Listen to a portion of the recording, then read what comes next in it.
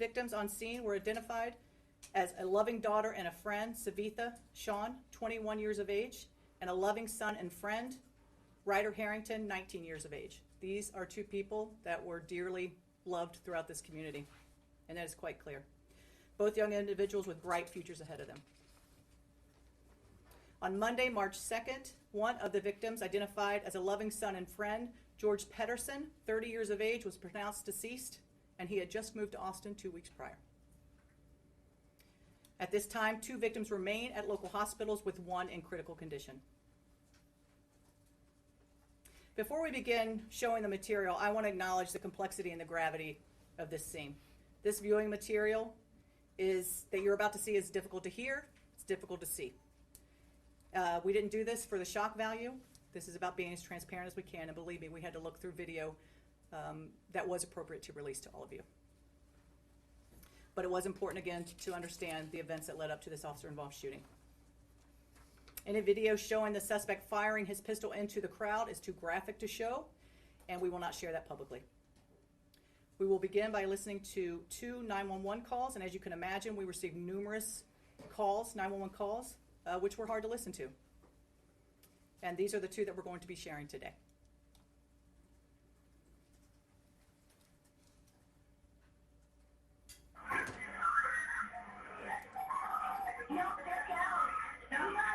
Hello, this is Austin 911. Police fire EMS. No, go that way. Hello? I know, there's nothing you can do. Go behind them. Hello, this is Austin 911. Try to help. Hello, this is Austin 911. No, go and get down over there. It's not safe. No, go. Hello? You need to go that way and get them. Hello, this is Austin 911. There has been a shooting at Coopers on 6th Street. There are people dead over here. There have been multiple people shot. We need help right now. This is our second call. Hi, Buford on 6th Street, there was gunfire. The cops are here, but everybody... Is anybody with you, Sean? Yeah, nobody shot within me, but I heard like 6 gunshots from inside. Everybody ducked down on the bottom floor. It sounded like it was from the... we're just right outside. We're hiding between cars. Okay. We're behind you, bro. We did right... You heard gunshots from inside? Yeah, there's cops running towards it. Just more would help out. There were 6 gunshots, and there was 3 more on the street beside Buford, towards the right, looking south. There was 3 more. I think those were the cops fighting against it. There's also more sirens coming in. Yes, we have a lot of help on the way, okay? Stay in a safe place. I need to go answer another 911 call, okay? Go for it. Thank you. We're fine. We're between cars. But answer another call, please. Yeah, stay We're all safe, safe. okay? We're all safe. All right. We're all safe. Thank you. It was... We're now going to listen to radio traffic.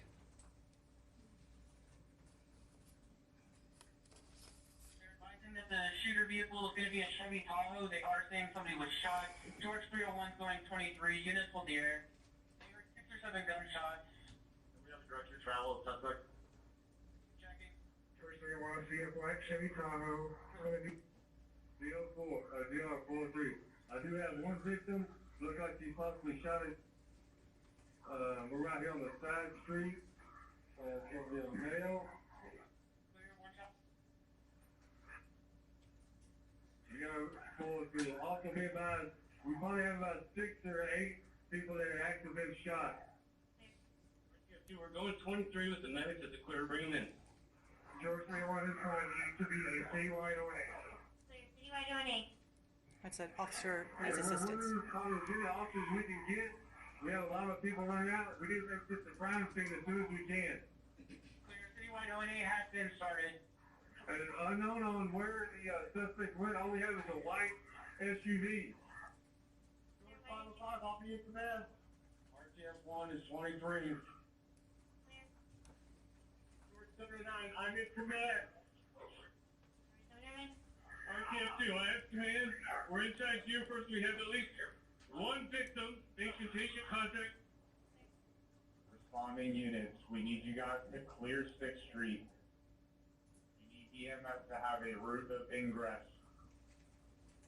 George 505, AXP is going to be 6 in Rio, 6 in Rio. Rank 302 to responding units. I cannot stress this enough. You guys need to keep 6th Street clear. Shut it down if you have to. I'm George. Just let y'all know, you pretty much have the city coming to you. Do you want them to stage at the main and dispatch from there? What do you guys need? 7-9, there are additional shots being fired. Clear additional shots being fired. 302, that was to the west. That was to the west. Those shots were on the, on West Avenue. 302, they're saying it's an AR-15. AR-15 or west. On 6th Street.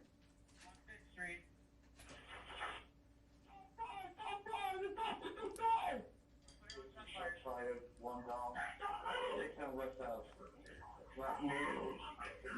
Night foot, night come over. I'm on the topic. Move to now. On the street. And left.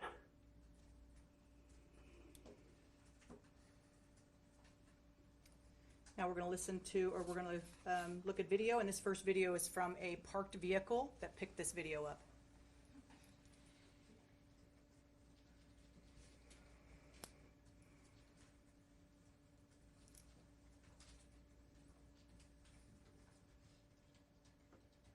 You can see our suspect come into frame. He has the AR in his hand.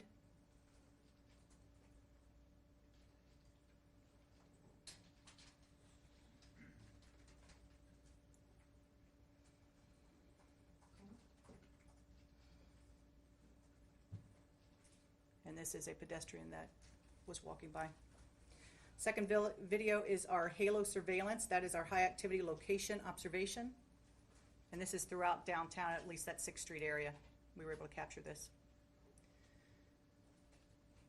And the red circle there is going to be, this is after he parked the vehicle and as he's walking eastbound on 6th Street toward the officers. This is what that's going to show.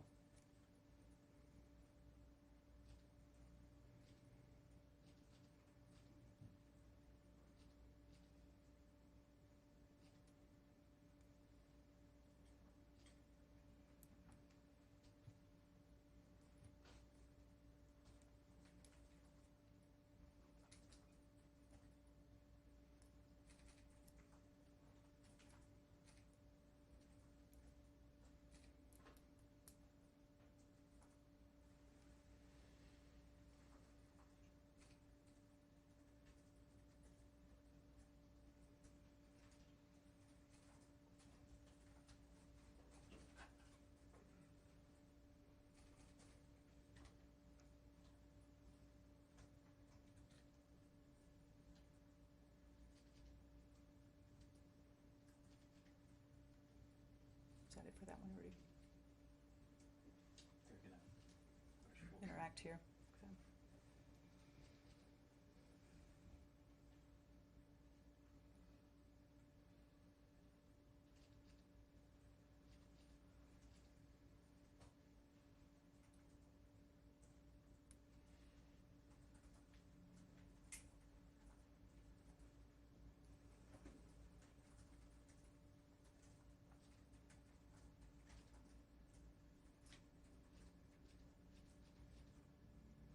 The next video will be body-worn camera from Officer 1.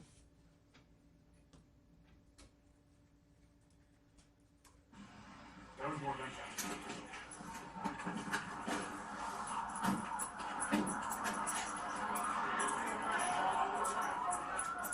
Hey, I'm with you. I'm with you.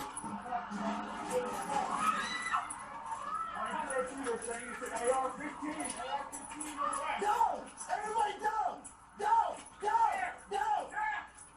Where is he?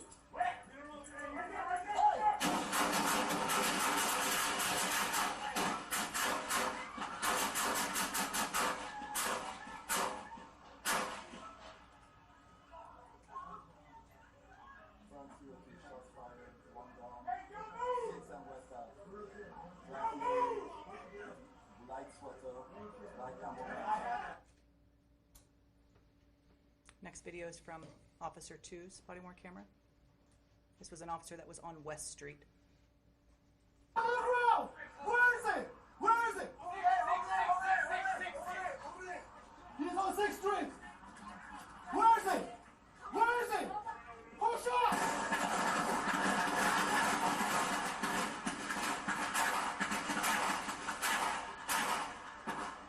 Shots fired! Shots fired! The suspect is down! Stop moving! Stop moving! Don't move! Don't move! I'm on the suspect! Move here now! I'm on the 6th and west!